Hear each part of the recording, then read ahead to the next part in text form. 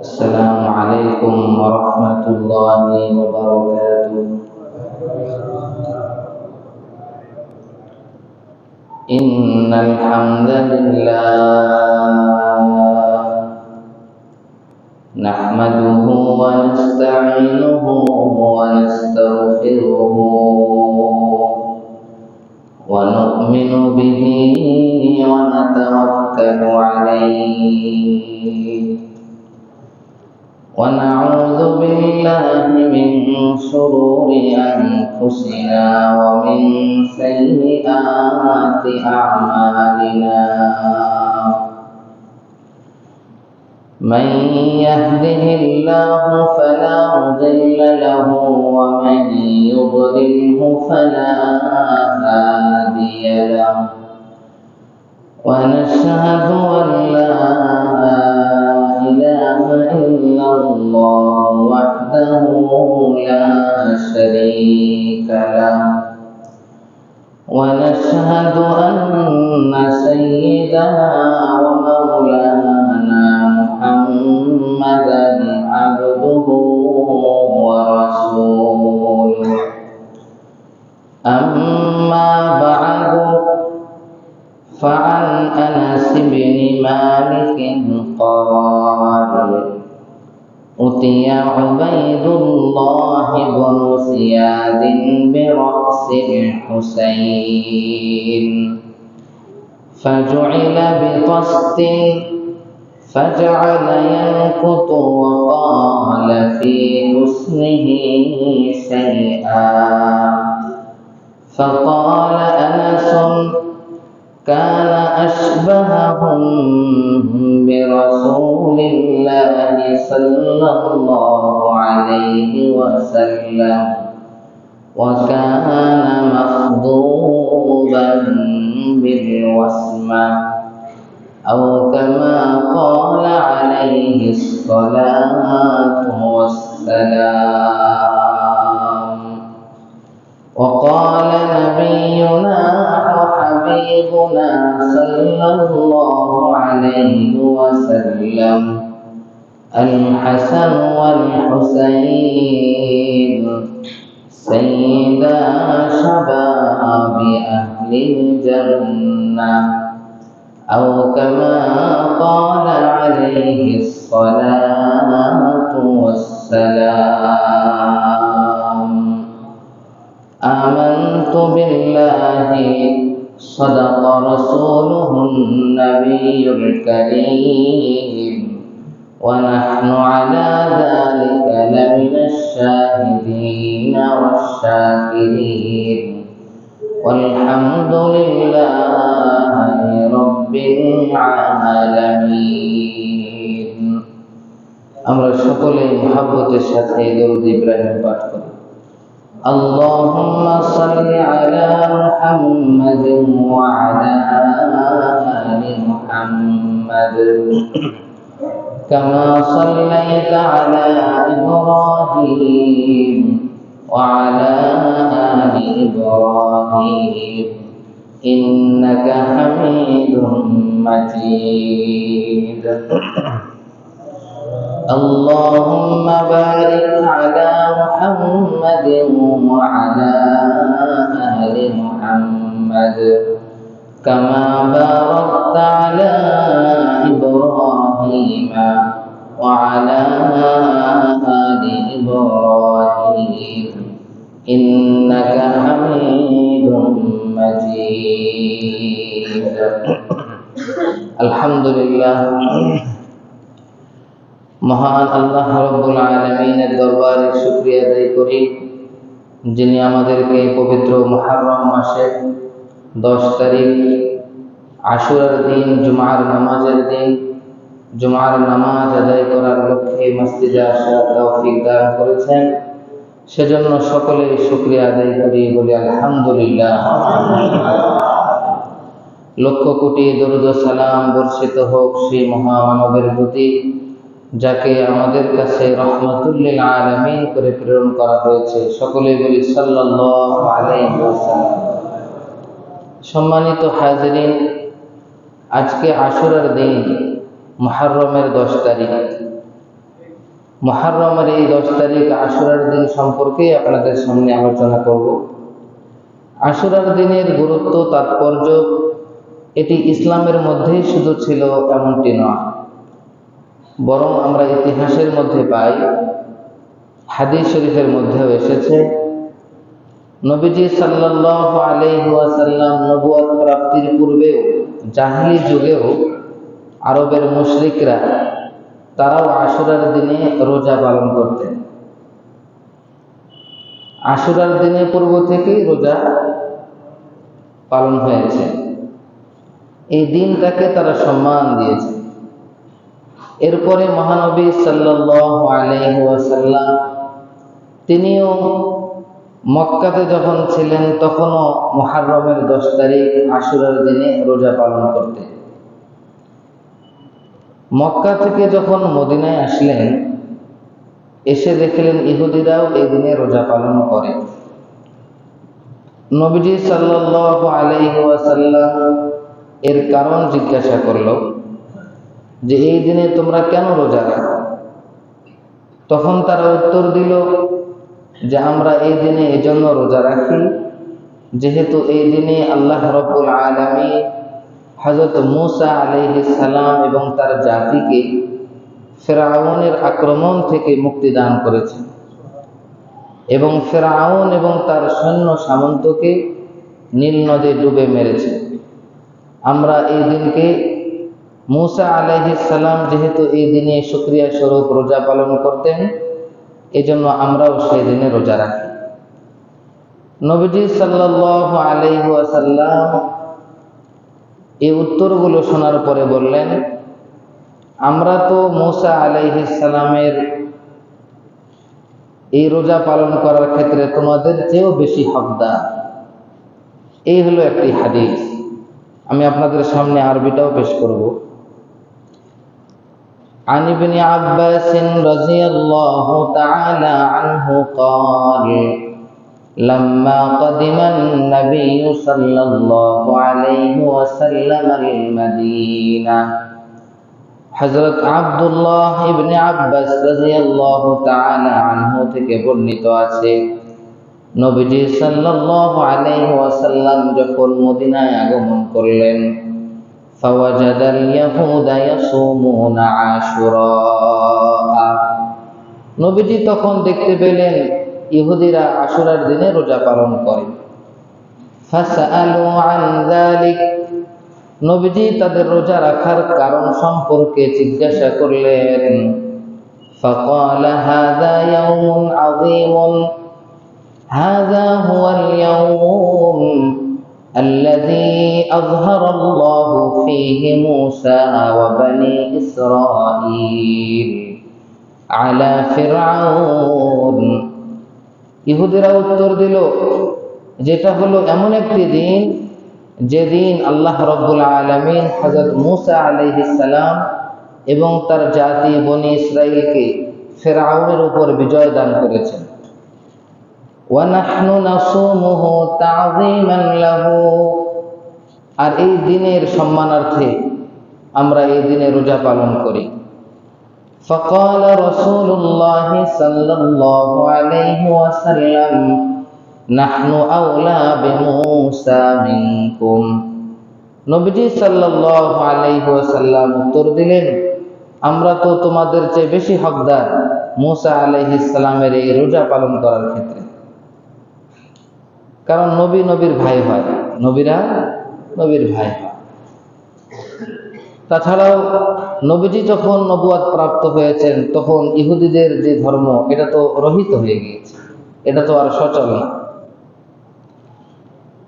এই হাদিস থেকে আমরা এতটুকু বুঝতে পারি, নবীজি সাল্লাল্লাহু আলাইহি ওয়াসাল্লাম এই হাদিস থেকে জানতে পারলেন, নবীজি নিজে প্রশ্ন করে জানতে পারলেন ইহুদিরা কেন রোজা রাখে, এটা হলো এর তাৎপর্য। কিন্তু নবীজি সাল্লাল্লাহু আলাইহি ওয়াসাল্লাম যখন মক্কায় ছিলেন তখন রোজা পালন করেছেন। এছাড়াও আরো একটি কারণ আছে, মুহররমের 10 তারিখে রোজা রাখার আরো একটি কারণ আছে। সে কারণটা কি?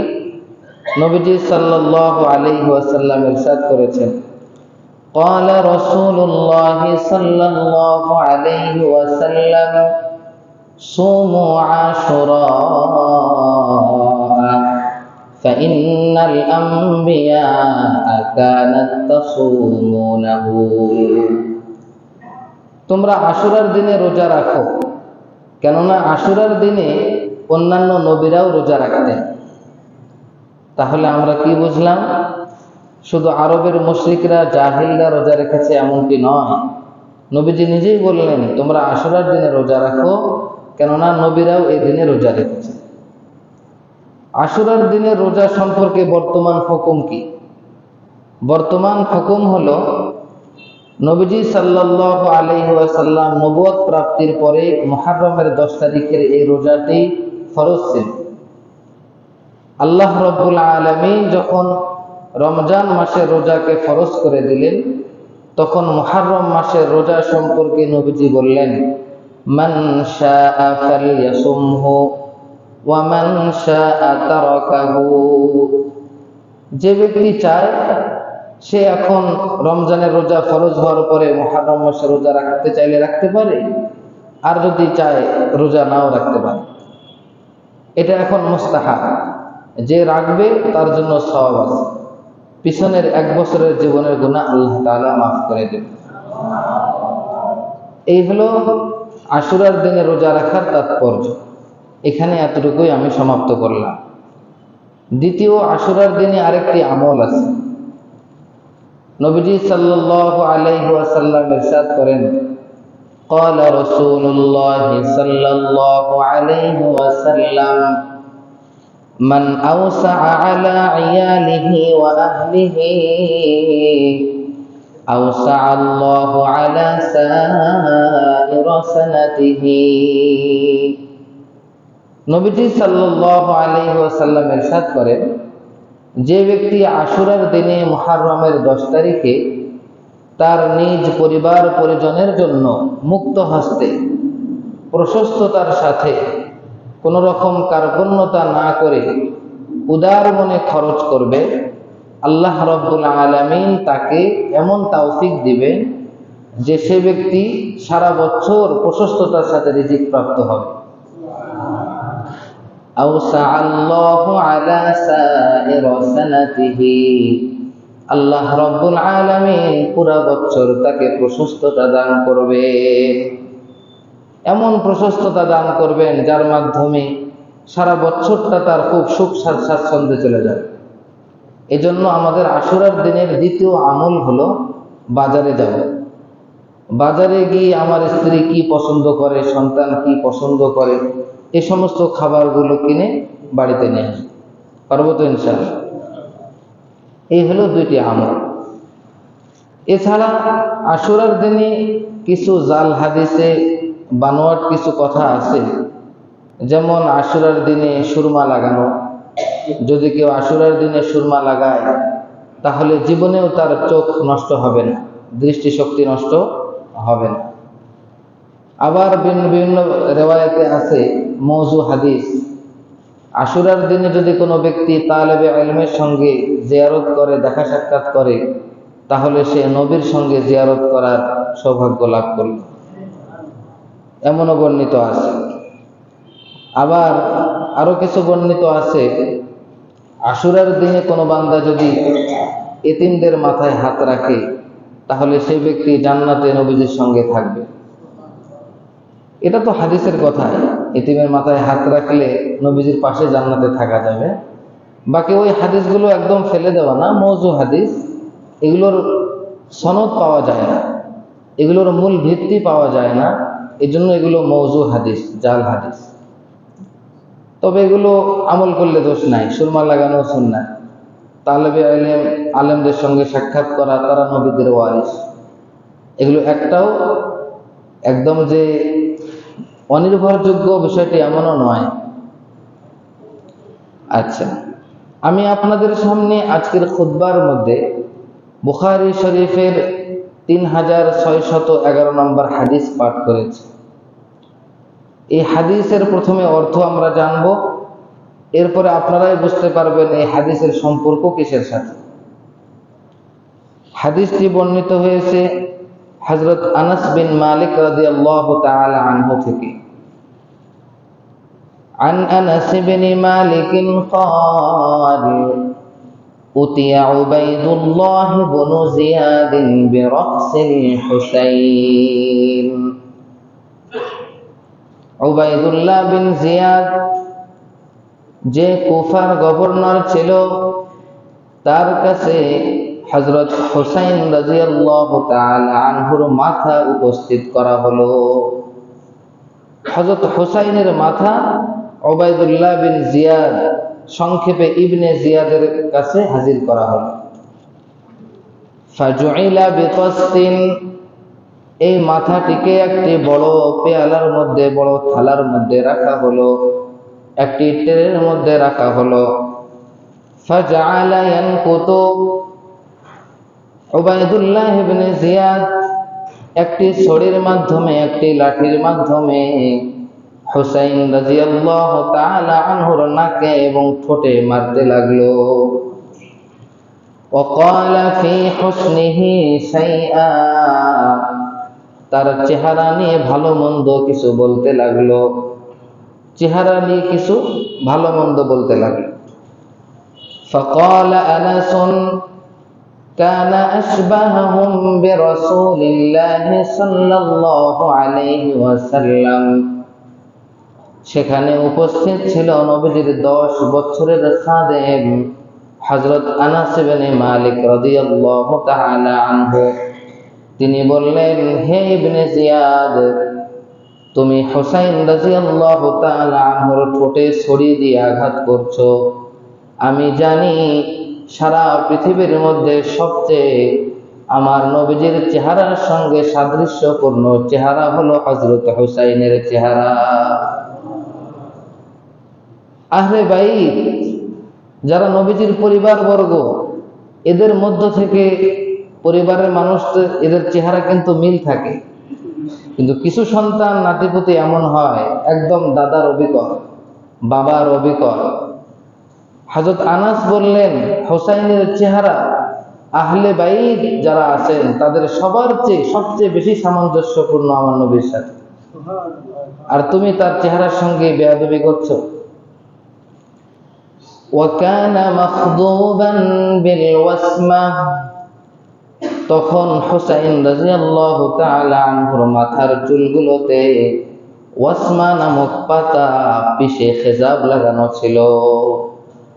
আমরা যেমন বাংলাদেশে মেহেদি পাতা পিষে মাথার মধ্যে খেজাব লাগাই, তখন হযরত হুসাইন রাদিয়াল্লাহু তাআলা আনহু ওয়াসমা নামক বৃক্ষের এই পাতা, এইটা দিয়ে তার মাথায় খেজাব লাগানো ছিল। এটি বুখারী শরীফের 3611 নম্বর হাদিস, বুখারী শরীফ প্রথম খণ্ড 530 নম্বর পৃষ্ঠা। আপনারা সকলেই বলুন, এই হাদিসটি কোন ঘটনার প্রতি ইঙ্গিত করে? বলতে পারবেন না? হুসাইন রাদিয়াল্লাহু তাআলা আনহুর কাল্লা উবাইদুল্লাহ ইবনে জিয়াদের দরবারে হাজির করা হলো কখন? কারবালার ময়দানে হযরত হুসাইনকে শহীদ করে দেওয়ার পর। তার মানে এই হাদিসটার সম্পর্ক কারবালার সাথে।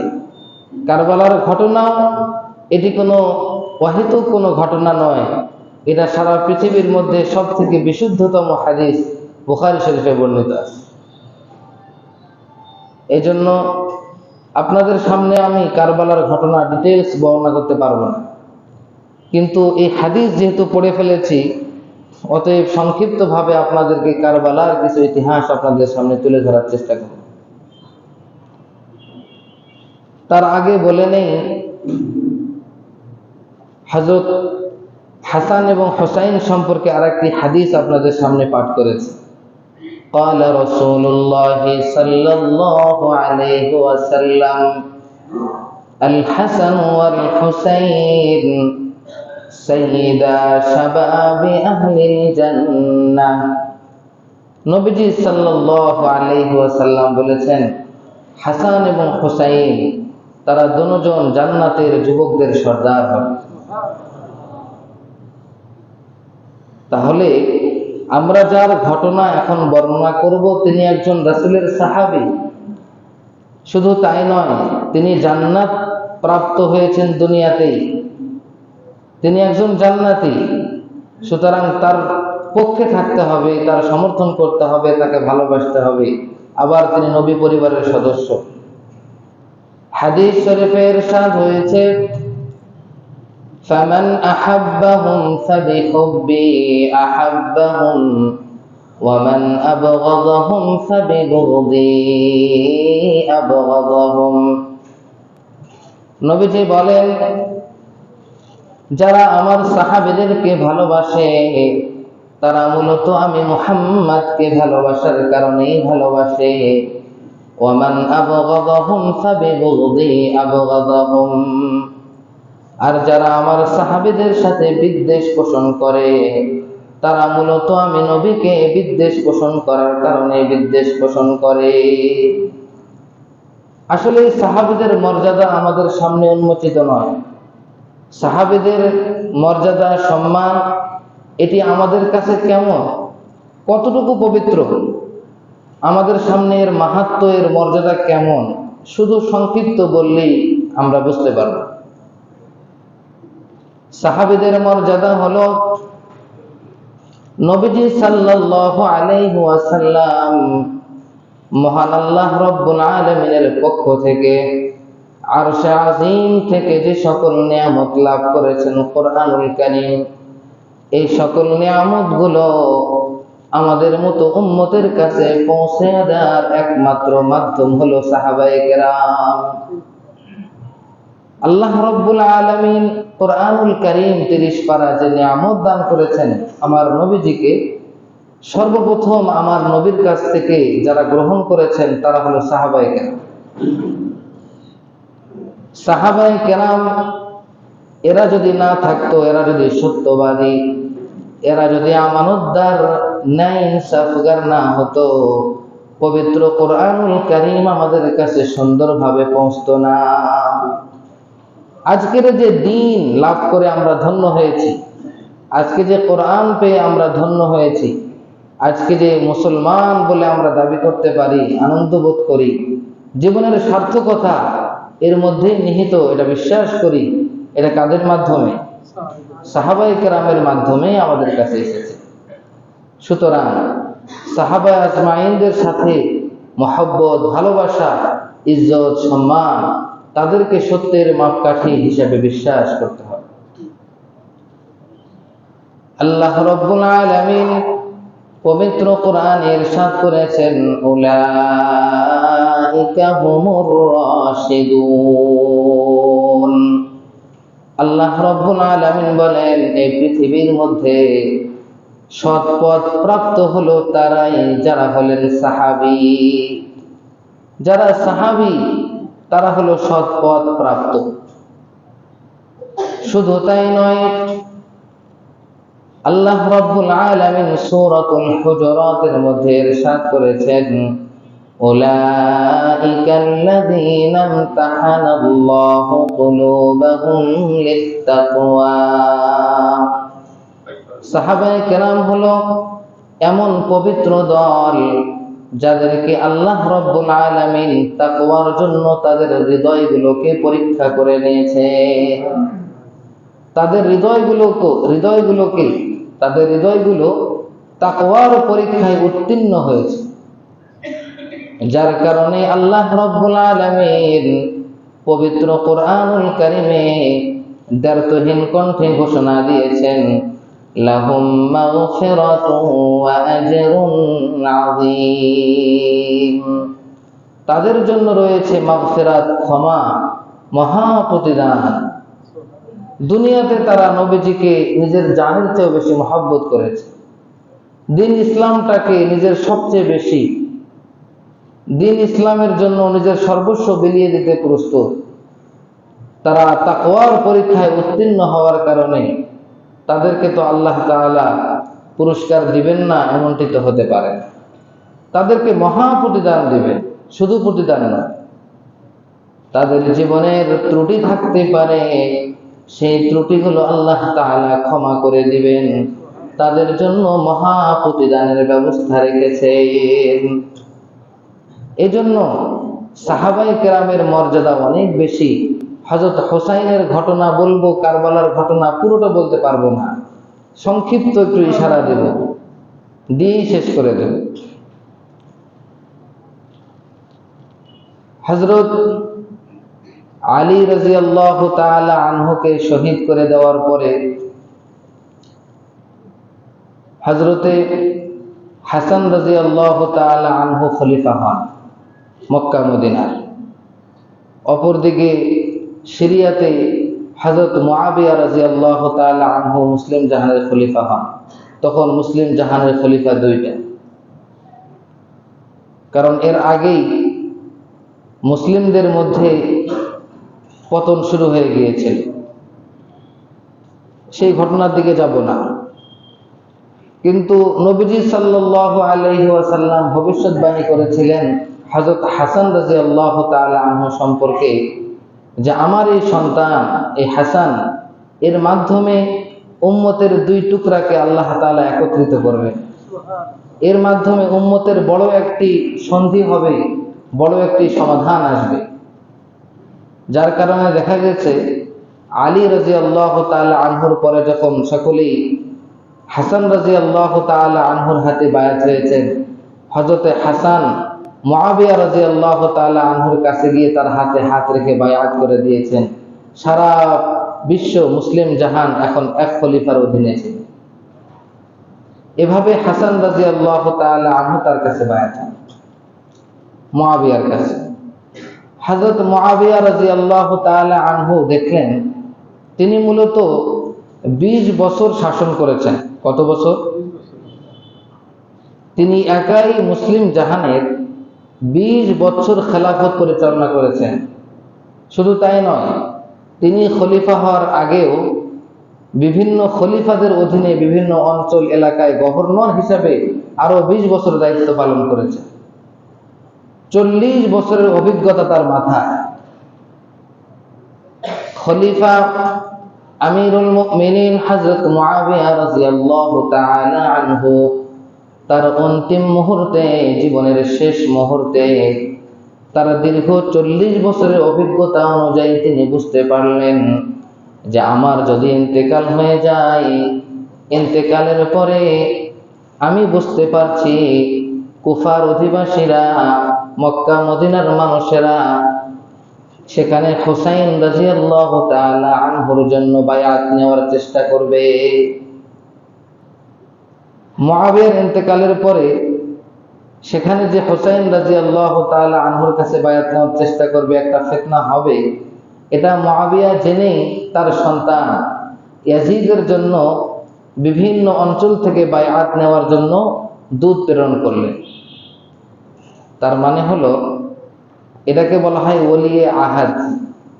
একজন খলিফা, একজন মুসলিম শাসক দুনিয়া থেকে চলে যাওয়ার আগেই তার সন্তানের জন্য অথবা বিশ্বস্ত কোনো মানুষের জন্য সকলের কাছ থেকে বায়াত নেওয়া, এটাকে বলা হয় ওলিয়ে আহাদ।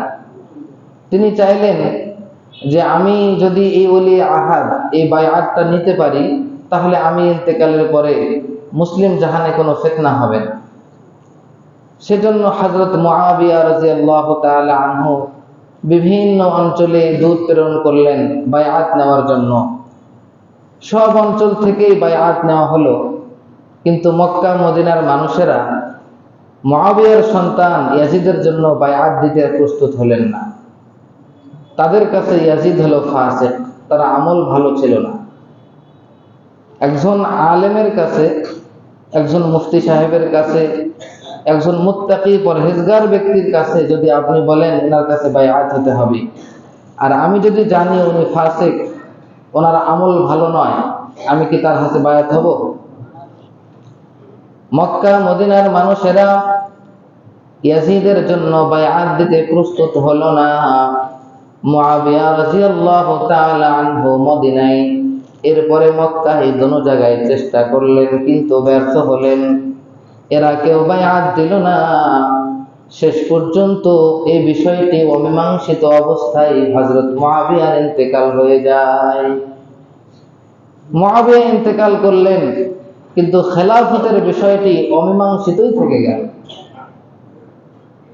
এরপরে মুআবিয়া যখন অন্তিম মুহূর্তে আছেন, সেই সময় তার সন্তান ইয়াজিদ যাকে খলিফা বানাতে চাচ্ছেন, সেই সময় ইয়াজিদ অত্যন্ত শিকারে অভ্যস্ত।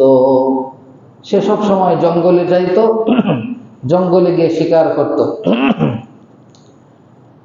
তাকে লোক মারফত ডেকে পাঠানো হলো যে তোমার আব্বা খুব অসুস্থ, তোমাকে ডেকে পাঠাইছে। ইয়াজিদ তার বাবাকে দেখতে আসলো। তখন হযরত মুআবিয়া তাকে কিছু উপদেশ দেয় যে আমার পরে তুমি তো খলিফা হবে, তোমাকে এই উপদেশ দিলাম। তাকে এরকম একটি উপদেশও দিয়েছিল যে দেখো, তার তো 40 বছরের পুরাতন অভিজ্ঞতা আছে। হযরত মুআবিয়া বলেছিলেন, দেখো, আমার ইন্তেকালের পরে কুফা নগরীতে মক্কা মদিনার মানুষেরা তোমার হাতে বায়াত হতে চাবে না, এরকম একটা সমস্যা দেখা দিতে পারে। তবে তোমার দ্বারাই যেন আহলে বাইতের সাথে, নবীর কোনো পরিবারের সাথে কোনো বেয়াদবি না হয়, এটা তুমি খেয়াল রাখবে। কিন্তু ইয়াজিদ এটা খেয়াল করে নাই। এরপরে তাকে উপদেশ দেওয়ার পরে ইয়াজিদ পুনরায় আবার শিকারে চলে গেছে। সে শিকার করতে খুব ব্যস্ত। এদিকে তার বাবা মুআবিয়া রাদিয়াল্লাহু তাআলা আনহু ইন্তেকাল করে। সে শিকার থেকে এসে দেখে গত কিছুদিন আগে তার বাবা ইন্তেকাল করেছে, কবরের উপরে জানাজা করেছে। তার ভাবসাবটা দেখছেন তো, তার মতিগতিটা। তার বাবার এখন অন্তিম মুহূর্ত, কিন্তু সে তার ফুর্তি মজা শিকারে অভ্যস্ত, সেই কাজে তিনি ঘুরে বেড়ান। তো যাই হোক, এই বিষয়টি অমীমাংসিত থাকলো। যে সকল এলাকা, সিরিয়া, মিশর, বিভিন্ন এলাকা, যে সকল এলাকা থেকে বায়আত এসেছে সেগুলো তো ইয়াজিদের হাতেই আছে। কিন্তু মক্কা মদিনা এই সকল মানুষেরা এখনো কাউকে বায়আত দেন নাই। মদিনার মানুষেরা, মক্কার মানুষেরা, তারা সকলেই হযরত হুসাইনের কাছে বায়আত হতে প্রস্তুত। মদিনা শরীফে তখন দুইজন বুজুর্গ ছিলেন, হযরত হুসাইন রাদিয়াল্লাহু তাআলা আনহু এবং হযরত আব্দুল্লাহ ইবনে জুবাইর রাদিয়াল্লাহু তাআলা। তারা মদিনাতে সেখানে বায়আত নেওয়ার চেষ্টা করেছে, কিন্তু হুসাইন রাদিয়াল্লাহু তাআলা আনহু, আব্দুল্লাহ ইবনে জুবাইর তারা কেউ বায়আত হন নাই। তারা রাতের গভীরে সেখান থেকে মক্কায় চলে এসেছে যে তবুও এই ফাসিকের হাতে বায়াত হব না। মক্কায় চলে এসেছে। মক্কায় আসার পরে দেখা গেল কুফা নগরী থেকে 20-25 জন মানুষের মাধ্যমে বিভিন্ন সময়ে সময়ে মোটামুটি 150-200 চিঠি এসেছে। প্রত্যেকটা চিঠিতে একই কথা লেখা যে হযরত হুসাইন, আপনি কুফা নগরীতে চলে আসুন, আমরা সকলে আপনার হাতে বায়আত হতে প্রস্তুত। আমাদের কুফা নগরীর যত মানুষ তারা সকলে আপনার হাতে বায়আত হতে চায়, আপনি কুফাতে চলে আসুন। এদিকে হুসাইন রাদিয়াল্লাহু তাআলা আনহু যেহেতু ইয়াজিদের হাতে বায়আত হতে প্রস্তুত নয়, কুফার মানুষেরাও 150-200 চিঠি পাঠিয়েছে যে আপনি আসুন, আপনার হাতে আমরা বায়আত হব। তখন হুসাইন রাদিয়াল্লাহু তাআলা আনহু এই জিনিসটা যাচাই করার জন্য তার আপন চাচাতো ভাই হযরত মুসলিম বিন আকিলকে কুফায় প্রেরণ করেন। কাকে প্রেরণ করেন? হযরত মুসলিম বিন আকিলকে কুফায় প্রেরণ করেন যে এর সত্যতা যাচাই করো। মুসলিম বিন আকিল সেখানে চলে গেলেন। এদিকে হুসাইন রাদিয়াল্লাহু তাআলা আনহুর কাছে কিছুদিন পরে মুসলিম বিন আকিল চিঠির মাধ্যমে জানালেন যে হযরত কুফা নগরীর অবস্থা অত্যন্ত ভালো, অনুকূলে আছে। এখানকার 12,000 মানুষ আপনার জন্য আমার হাতে বায়আত নিয়েছে। কুফা নগরীর অবস্থা অত্যন্ত ভালো, পজিটিভ, আপনি আসতে পারেন। হুসাইন রাদিয়াল্লাহু তাআলা আনহু কুফায় যাওয়ার জন্য প্রস্তুত। এদিকে মক্কা নগরীতে 15 জন বিশিষ্ট সাহাবী এবং তাবিঈ, বড় বড় সাহাবী তাবিঈ, তারা হুসাইন রাদিয়াল্লাহু তাআলা আনহুকে বললেন, হযরত, মেহেরবানি করে আপনি সেখানে যাবেন না। আপনি জানেন না আপনার বাবা আলীকে এই সাহাবীর দল হত্যা করেছে? আপনি জানেন না আপনার বড় ভাই হাসান রাদিয়াল্লাহু তাআলা আনহুকে কুফার মানুষ হত্যা করেছে, শহীদ করেছে? এরা প্রতারক, এদের কথায় আপনি কান দিবেন না, আপনি কুফায় যায়েন না। অপরদিকে হযরত আব্দুল্লাহ ইবনে ওমর রাদিয়াল্লাহু তাআলা আনহু এসে বলে, আস্তাউদিউকাল্লাহ মিন কাতিলিন অথবা আস্তাউদিউকাল্লাহ মিন মাকতুলিন। আব্দুল্লাহ ইবনে ওমর বললেন, আপনি যেহেতু যাবেনই, তবে আপনাকে বিদায় দিচ্ছি এই মর্মে যে আপনি শহীদ হবেন। আব্দুল্লাহ ইবনে আব্বাস হযরত হুসাইনকে বিদায় দেওয়ার সময় বলেন, আপনি যে সফরে যাচ্ছেন, আপনি আমার কথা শুনুন, আপনি নারী শিশুকে নিয়ে যায়েন না, কারণ আপনার সফরের মধ্যে আমি রক্তের গন্ধ পাচ্ছি। তাদের কাহারও কথা শুনলেন না, কারণ হুসাইন রাদিয়াল্লাহু তাআলা আনহুর চিন্তাধারা অনুযায়ী ইয়াজিদ একজন ফাসিক, তার হাতে মুসলিমদের কর্তৃত্ব থাকতে পারে না। হুসাইনের মতো বুজুর্গ তার কাছে বায়াত হতে পারে না। এরকম যদি কাহারো কাছে হয়, তিনি তো হকের উপরে আছেন। কথা কি ঠিক আছে? তার জন্য তো জায়েজ নাই ফাসিকের হাতে বায়াত। এই জন্য হুসাইন যেহেতু একটি গুরুত্বপূর্ণ সত্যকে সামনে রেখেছেন, তিনি তাহাদের কাহারও কথায় তিনি কর্ণপাত করলেন না। এভাবে অল্প দিনের মধ্যেই তার পরিবার পরিজন, চাচাতো ভাই ইত্যাদি সবাইকে নিয়ে মোটামুটি 70-72 জন, আরো কিছু মানুষ যোগ হয়ে মোটামুটি 150 মানুষ নিয়ে কুফার দিকে রওনা হলেন। পথিমধ্যে হুসাইন রাদিয়াল্লাহু তাআলা আনহুকে দেখে আরো মানুষ সেখানে যোগ হয়ে গেল। এভাবে মানুষ বাড়তে থাকে। হযরত হুসাইন রাদিয়াল্লাহু তাআলা আনহু চলতে চলতে কুফার এলাকার কাছে চলে গেল, ইরাকের বর্ডারের কাছে চলে গেল। কুফা হলো ইরাকের একটি বড় শহর, সেদিকে চলে গেলেন। যখন সালাবিয়াহ নামক একটি স্থানে চলে গেলেন হযরত হুসাইনের এই দল, এই কাফেলা, তখন সেখানে খবর আসলো কুফা থেকে যে মুসলিম বিন আকিলকে কুফাতে হত্যা করা হয়েছে। এর কারণ কি? এর কারণ হলো কুফা নগরীতে হুসাইন রাদিয়াল্লাহু তাআলা আনহু যখন মুসলিম বিন আকিলকে প্রেরণ করেছেন, তখন কুফার গভর্নর ছিল অত্যন্ত নরম মেজাজের মানুষ, ভদ্র মানুষ, নু'মান বিন বাশীর। ইয়াজিদ যখন দেখলেন কুফা নগরীর যিনি গভর্নর অত্যন্ত নরম মেজাজের, কুফা নগরীর নু'মান বিন বাশীর যদি গভর্নর থাকে, তাহলে এই ব্যক্তি হুসাইনের সঙ্গে মোকাবেলা করবে না। এই জন্য নু'মান বিন বাশীরকে সেখান থেকে অপসারণ করে মুহূর্তের মধ্যে সেখানে কঠোর স্বভাবের বদমেজাজি এক লোক উবাইদুল্লাহ বিন জিয়াদকে সেখানে নিয়োগ করা হয়।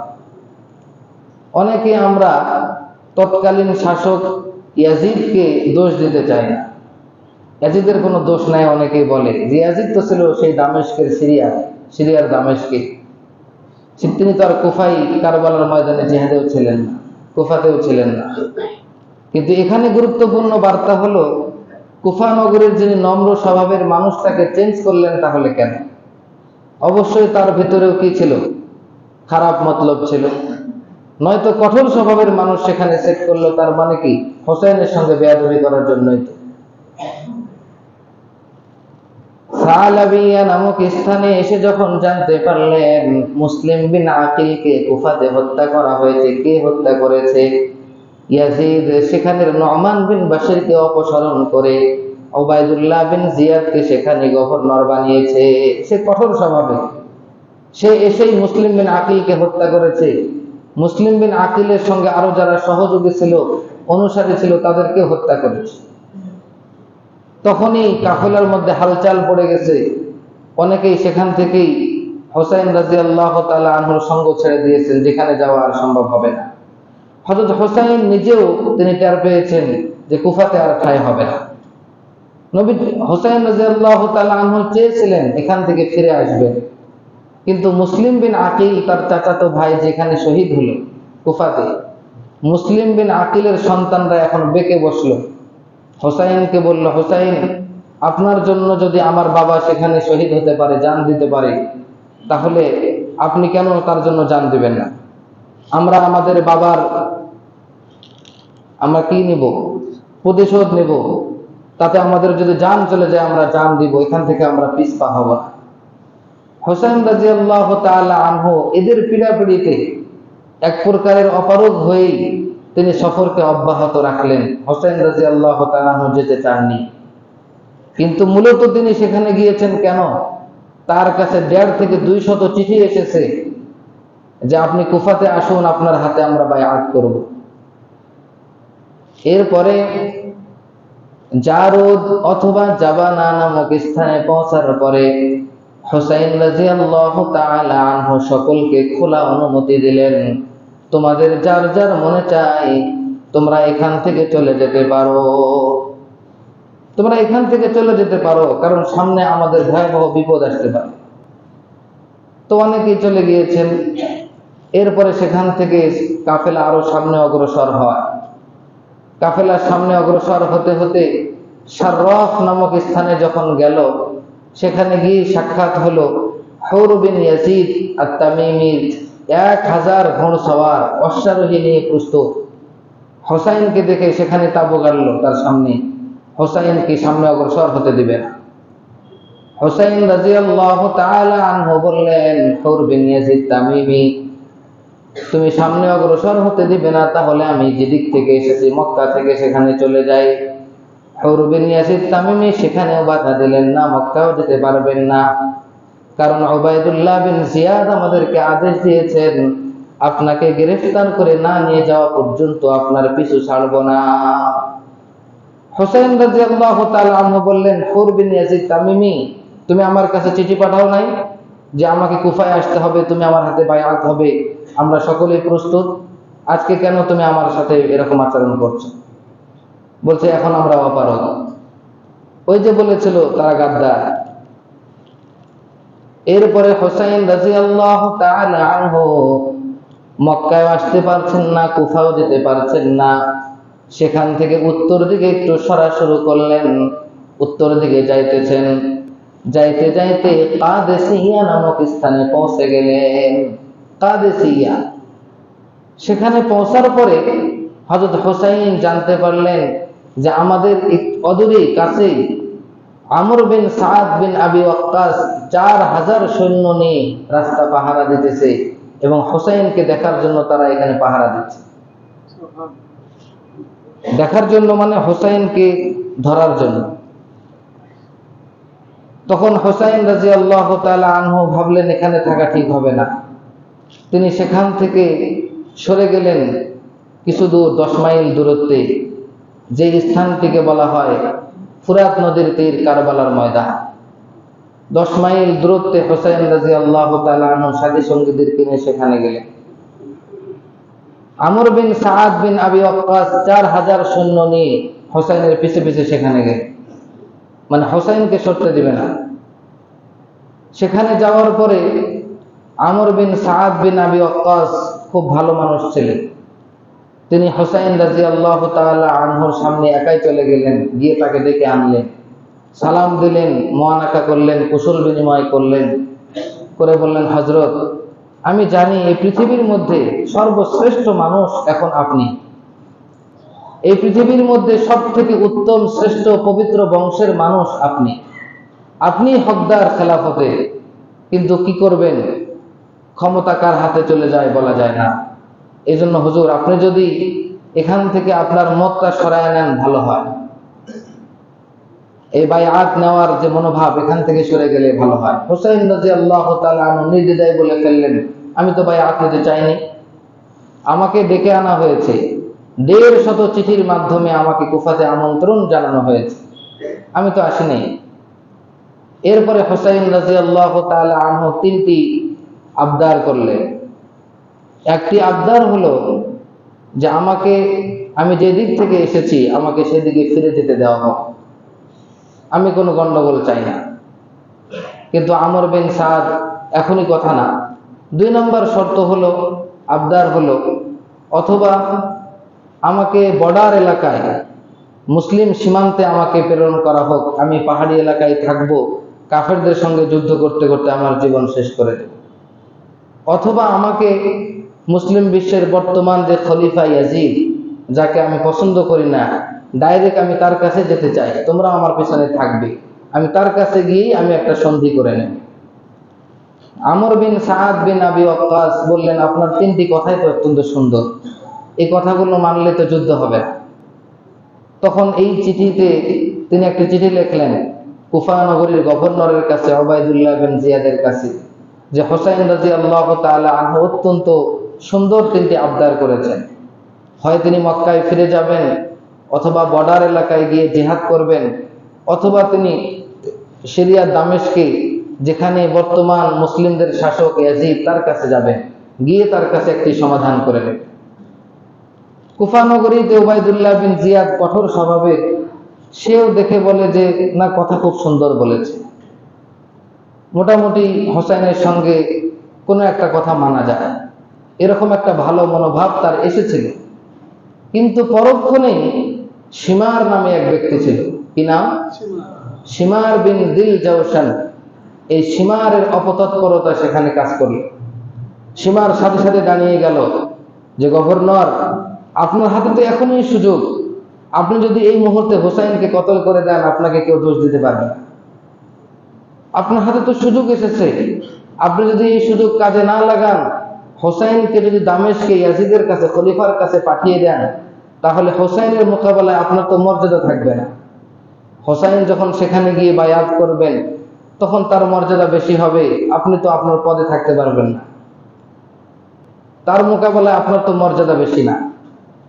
তখন ওবায়দুল্লাহ বিন জিয়াদের পরিকল্পনা চেঞ্জ হয়ে গেল। শিমারের অপতৎপরতায় ওবায়দুল্লাহ বিন জিয়াদ, সেও এখন ক্ষমতা লোভী হয়ে গেল, যে না, ক্ষমতা তো আমার দরকার, হোসাইন যদি মর্যাদা পেয়ে যায়, তাহলে আমি তো এই ক্ষমতা পাবো না, আমি তো এত মর্যাদায় থাকতে পারবো না। তখন সে সাথে সাথেই জুয়াইরা বিন তামিমিকে একটি চিঠির মাধ্যমে আমর বিন সাআদ বিন আবি ওয়াক্কাস, 4000 সৈন্যের প্রধান, যিনি হোসাইনকে কারবালার প্রান্তরে বন্দী করে নিয়ে আছে, তার কাছে পত্রে পাঠালো। এই লেখে ওবায়দুল্লাহ বিন জিয়াদ লিখে পাঠিয়ে দিল, আমি তো তোমাকে হোসাইনের কাছে পাঠিয়েছি তার সঙ্গে যুদ্ধ করার জন্য, তাকে গ্রেফতার করে আনার জন্য। যদি তাকে গ্রেফতার করা না যায়, তার সঙ্গে জিহাদ করে, যুদ্ধ করে তার মাথা তুমি পাঠিয়ে দিবে। তোমাকে তো হোসাইনের সঙ্গে বন্ধুত্ব করার জন্য পাঠানো হয়। তুমি এই পত্র পাওয়ার পরেই সাথে সাথেই তুমি হোসাইনকে গ্রেফতার করে পাঠিয়ে দিবে, অথবা তার সঙ্গে যুদ্ধ করবে। আর যদি তুমি ইতস্ততা বোধ করো, তাহলে এই পত্র বাহক তোমাকে এখনই গ্রেফতার করে আমার কাছে পাঠিয়ে দিবে। আমর বিন সাআদ বিন আবি ওয়াক্কাস নিরুপায় হয়ে হোসাইনের কাছে গেলেন, গিয়ে বললেন, হযরত, আপনার তিনটি আবদার অত্যন্ত ভালো ছিল, কিন্তু উপর থেকে নির্দেশ আসছে আপনার কোনো আবদারই মানা হবে না, আপনার কোনো আবেদনই গ্রহণ করা হবে না। তারা শুধু চায় আপনাকে গ্রেফতার করে পাঠিয়ে দিতে, অথবা আপনার যুদ্ধ করে আপনার মাথা তার কাছে প্রেরণ করতে। হোসাইন রাদিয়াল্লাহু তাআলা আনহু বললেন, আমাকে একদিনের সময় দাও। সেই দিনটি ছিল 9 মুহররম, বৃহস্পতিবারের দিন, সকালবেলা। হোসাইন রাদিয়াল্লাহু তাআলা আনহু বললেন, আমাকে একদিন সময় দাও। তখন জুয়াইরা বিন তামিমি যে পত্র নিয়ে আসলো, সে বলল, একদিন তো বেশি দূর নয়, ঠিক আছে, একদিন আপনাকে সময় দেওয়া হবে। ইতিমধ্যে বিকালবেলা শিমার আরেকটি পত্র নিয়ে আসলো। শিমারকে বলা হয়েছিল, এই পত্রের মধ্যে লেখা ছিল, এখনই গিয়ে হোসাইনের সঙ্গে যুদ্ধ করবে, হয় তাকে গ্রেফতার করে আমার কাছে আনবে, নয়তো তার সঙ্গে যুদ্ধ করে তার কাল্লা আমার কাছে নিয়ে আসবে। আমর বিন সাআদ যদি হোসাইনের সঙ্গে যুদ্ধ করতে রাজি না হয়, তুমি সৈন্যবাহিনীর কমান্ডার হয়ে তার সঙ্গে যুদ্ধ করে হোসেনের মাথা আমার কাছে নিয়ে আসবে। দেখছেন কি রকম ক্ষমতা লোভী হলে, হুব্বুশ শাইই ইউমি ওয়া ইউসিম্মু, ক্ষমতা লোভী হলে, কোনো কিছু লোভী হলে মানুষ অন্ধ হয়ে যায়, বধির হয়ে যায়, ভালো মন্দ বোঝার তারতম্য থাকে না। কার সঙ্গে যুদ্ধ করতে বলছে? আমি এখানে ঘটনা আর বাড়াবো না, আমি শুধু শেষ কথা একটু বলে যাব। হোসাইন যেহেতু আমার সময় নেই, হোসাইন রাদিয়াল্লাহু তাআলা আনহু, পরের দিন যুদ্ধ হয়েছে সকালবেলা, 10 মুহররম, শুক্রবারের দিন, আজকের দিনটাও শুক্রবার। হোসাইন রাদিয়াল্লাহু তাআলা আনহু শত্রু বাহিনীকে সামনে নিয়ে তিনি বলেছিলেন যে, শোনো, তোমাদেরকে কিছু নসিহত করব, জানি আমার নসিহত কোনো কাজে আসবে না, তবুও কিছু নসিহত করব। কি সেই নসিহত? তোমরা জেনে রাখো, মুহাম্মাদুর রাসূলুল্লাহ সাল্লাল্লাহু আলাইহি ওয়াসাল্লামের আমি একজন নাতি। হযরত আলী আমার বাবা, আর ফাতেমা আমার মা, জাফর বিন আবি তালিব আমার চাচা। শুনে রাখো, আমি কোনোদিন কাহার সঙ্গে কোনো ওয়াদা করে খেলাপ করি নাই। আমি কোনোদিন একক নামাজ কাজা করি নাই। আমি কোনো মানুষকে হত্যা করা তো দূরের কথা, কোনো মুমিন মুসলমান কোনো মানুষকে কোনোদিন কষ্টও দেই নাই। হযরত ঈসা আলাইহিস সালামের যদি গাধা আজকে দুনিয়াতে বেঁচে থাকতো, তাহলে খ্রিস্টানরা সেই গাধাকে এত যত্নে লালন পালন করত, যা বলার মতো নয়। তোমরা কেমন মুসলমান? আজকে তোমাদের প্রিয় নবী মুহাম্মাদের নাতি তোমাদের সামনে, আর তোমরা কিনা তার রক্ত, তার জান নেবার জন্য প্রস্তুত হয়ে আছো। হুসাইন রাদিয়াল্লাহু তাআলা আনহু বললেন যে, তোমরা যেন পরে না বলতে পারো আমরা না বুঝে হুসাইনকে হত্যা করেছি, আমরা না জেনে হুসাইনকে হত্যা করেছি, কাল কিয়ামতের মাঠে এই কথা তোমরা বলতে পারবে না। সেদিন হক বাতিল পরিচয় হবে। আমার উপর যা দায়িত্ব আমার পরিচয় দেওয়া, আমি সেটা দিয়ে ফেলেছি। বাস। হুসাইন রাদিয়াল্লাহু তাআলা আনহু আরো বললেন যে, একটি মানুষকে তো তখন হত্যা করতে হয় যখন সেই মানুষটা অন্য কাউকে হত্যা করে, অন্য কারো খুনের আসামি হয়। আমি তো কোনো মানুষের কখনো রক্ত ঝরাইনি, কোন অপরাধে তোমরা আমাকে হত্যা করতে চাও? হুসাইন রাদিয়াল্লাহু তাআলা আনহুকে যুদ্ধ করতে প্রথম যে ঘোড়াটি এসেছিল, সেই ঘোড়া ভয়ে লাফিয়ে উঠে, ঘোড়ার পিঠে যে অশ্বারোহী ছিল সে মাটিতে পড়ে সাথে সাথেই ইন্তেকাল করেছে। এটাও তো একটা আলামত ছিল যে এই ব্যক্তির সঙ্গে যুদ্ধ করা ঠিক হবে না, আমাদের প্রথম ঘোড়ায় লাফিয়ে উঠছে ভয়। এই ঘটনা দেখে হুর বিন ইয়াজিদ আত-তামিমি, যে 1000 সৈন্যের লিডার ছিল, সে সাথে সাথে হুসাইনের কাছে এসে ক্ষমা চায় যে, হযরত, আমি যদি জানতাম আপনাকে এরা হত্যা করবে, আমি আপনাকে প্রথমেই আপনাকে যেখানে আটকাইছিলাম ওই জায়গায় আমি আটকাইতাম না, হুজুর আমাকে ক্ষমা করে দেন। এরপরে হুর বিন ইয়াজিদ তামিমি হুসাইনের পক্ষে এসে হুসাইনের পক্ষ হয়ে তাদের সঙ্গে যুদ্ধ করেছে। হুসাইন রাদিয়াল্লাহু তাআলা আনহু শুধু যুদ্ধ নয়, যুদ্ধের আগে 3 দিন যাবত ফুরাত নদীর তীরের পানি বন্ধ করে দিয়েছে। হুসাইন রাদিয়াল্লাহু তাআলা আনহুর ছোট্ট সন্তান অত্যন্ত অসুস্থ ছিল, সে পানির জন্য এমন ভাবে কান্না করতেছিল সহ্য করার মতো নয়, কিন্তু একটু পানি তাদেরকে ব্যবস্থা করে দেওয়া হয়নি। যুদ্ধ হলো, এমন ভাবে যুদ্ধ হলো, হুসাইনের সামনেই তার বংশের সকল পুরুষ শহীদ হওয়া শেষ। সকল পুরুষের শহীদ হওয়া নিজের চোখে দেখেছেন। হুসাইন এমন বীরত্বের সঙ্গে যুদ্ধ করেছেন, স্বয়ং কাফের বাহিনীর যারা লিডার সীমার পর্যন্ত বলেছে, এরকম যোদ্ধা আমি পৃথিবীতে কোনোদিন দেখিনি। হুসাইন এমন যোদ্ধা ছিলেন। এভাবে যুদ্ধ করতে করতে এক পর্যায়ে হুসাইন রাদিয়াল্লাহু আনহু পানির পিপাসায় ফুরাত নদীর তীরে যখন পানি পান করতে গিয়েছেন, সেখানে পানি পান করতে যাবেন, হুসাইন বিন তামিমি সে হুসাইনের গলার মধ্যে তীর মারল, তীরটি গিয়া গলায় লাগলো, তার আর পানি পান করা হলো না, তাকে আর পানি পান করতে দেওয়া হলো না। তারপরও হুসাইন রাদিয়াল্লাহু আনহু তীরকে বের করে রক্তগুলো হাতে নিয়ে আল্লাহকে দেখেন, আল্লাহ, এই রক্ত যারা ঝরিয়েছে তাদের কাউকে আপনি দুনিয়াতে বাঁচিয়ে রাখবেন না। হুসাইন এই কথা বলেছেন। এরপরে হুসাইন রাদিয়াল্লাহু তাআলা আনহুর বিরুদ্ধে সীমা 6 জনকে নিয়ে, কারণ হুসাইনকে হত্যা করতে কেউ যাচ্ছে না, শত্রুপক্ষের সবাই চাচ্ছিল আমার হাতে যেন হুসাইন শহীদ না হয়। কিন্তু সীমার এত খারাপ, এই সীমারের মাধ্যমে বড় কঠোর স্বভাবের মানুষকে সীমার বলা হয়, আজকেও বলা হয়। যাদের মন কঠোর, যারা কোনো মানুষের প্রতি দয়া করে না, তাদেরকে সীমার বলা হয়। সীমার 6 জনকে নিয়ে হুসাইনের ওই নদীর তীরে পানি খেতে গিয়েছেন, সেখানে 6 জনকে নিয়ে তার উপর আঘাত করে আক্রমণ করে একজন সিনান বিন আনাস নাখাই, সে হুসাইন রাদিয়াল্লাহু আনহুর পেটের মধ্যে বর্ষা নিক্ষেপ করলো। এই পেটের মধ্যে বর্ষা যাওয়ার পরে যখন সিনান বিন আনাস নাখাই এই বর্ষা বাহির করলো, হুসাইন রাদিয়াল্লাহু তাআলা আনহু সাথে সাথে সেখানে শহীদ হয়ে গেল। শুধু শহীদ হয়ে শেষ নাই, এই বেয়াদবেরা ঘোড়া চালিয়ে যতগুলো হুসাইন রাদিয়াল্লাহু আনহু যত বংশধর, মানে আমার নবীর বংশধর, এদেরকে ঘোড়ার পায়ের তলে পিষ্ট করে মাটির মধ্যে একদম মিশে দিয়েছে। এরপরে হুসাইনের মাথাকে কেটে নিয়ে কুফাতে গিয়েছে। কুফায় উবাইদুল্লাহ বিন জিয়াদের সামনে গিয়ে রাখা হয়েছে। কোথায় রাখছে? ফি তসতিন, একটি ট্রের মধ্যে। আমি আপনাদের সামনে বুখারী শরীফের 3611 নম্বর হাদিস পড়েছি, সেই হাদিস। ফাজুইলা ফি তসতিন, তার সামনে যখন হুসাইনের মাথা নেওয়া হলো, একটি ট্রের মধ্যে রাখা হলো।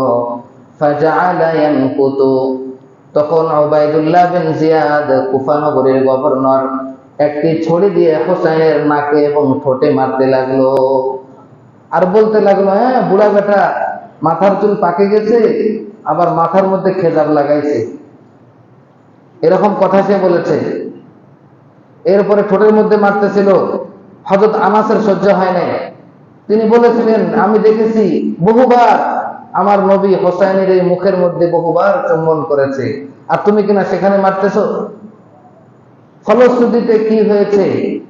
এগুলোর ফল আজকে পর্যন্ত তারা মাতম করতেছে, পাগল হয়ে যাচ্ছে, পিঠের মধ্যে শিকল মারতেছে, রক্ত ঝরাইতেছে। সেই প্রতিশোধ আল্লাহ আজও তাদেরকে দেওয়া দিয়েছে, কিন্তু হোসাইনের প্রতিশোধ শেষ হচ্ছে না। উবাইদুল্লাহ বিন জিয়াদের পরিণতি কি ভালো হয়েছিল? হোসাইনের ঠোঁটের মধ্যে মেরেছিল, লাঞ্ছিত করেছে, তার পরিণতি ভালো হয় নাই। তাকে মুখতার থাকাফি হত্যা করে তার মাথা ওই তীরের মধ্যে রেখে দেখা গেল সেখানে এক আল্লাহর পক্ষ থেকে এক সাপ এসে তার নাকের মধ্যে ঢুকে আর বের হয়। এগুলো দুনিয়াবাসীকে আল্লাহ দেখিয়েছেন। এই ঘটনা থেকে 10টি শিক্ষা আছে। কয়টি? 10টি। এখন যদি বলি বিরক্ত লাগবে, আমি বলবো না। আপনারা এখান থেকে শিক্ষা নেবেন, যদি আমার কাছে কোনো ব্যক্তি বাতিল প্রমাণিত হয়, আমি তার সঙ্গে কখনোই আপোষ করতে যাব না, তার কাছে মাথা নত করব না। আবার যদি হকের পক্ষে কেউ থাকে, হোসাইনের পক্ষে, হকের পক্ষে, তার সঙ্গ ত্যাগ করব না। জান যাবে যাবে, সমস্যা নেই। আবার সীমারের মতো এরকম কোন খারাপ পরামর্শ কাউকে দিয়ে কঠোর স্বভাবও আমরা হব না। আবার হোসাইনের মতো একজন সম্মানিত বুজুর্গ নবীর বংশের কোন মানুষকে কষ্ট দিয়ে নিজের কপালটাও খারাপ করব না। অজস্র শিক্ষা এই কারবালার ঘটনার মধ্যে আছে, কিন্তু বলতে পারলাম না। আল্লাহ রাব্বুল আলামিন আমাদেরকে উক্ত ঘটনাগুলো বুঝে আমল করার তৌফিক দান করুন।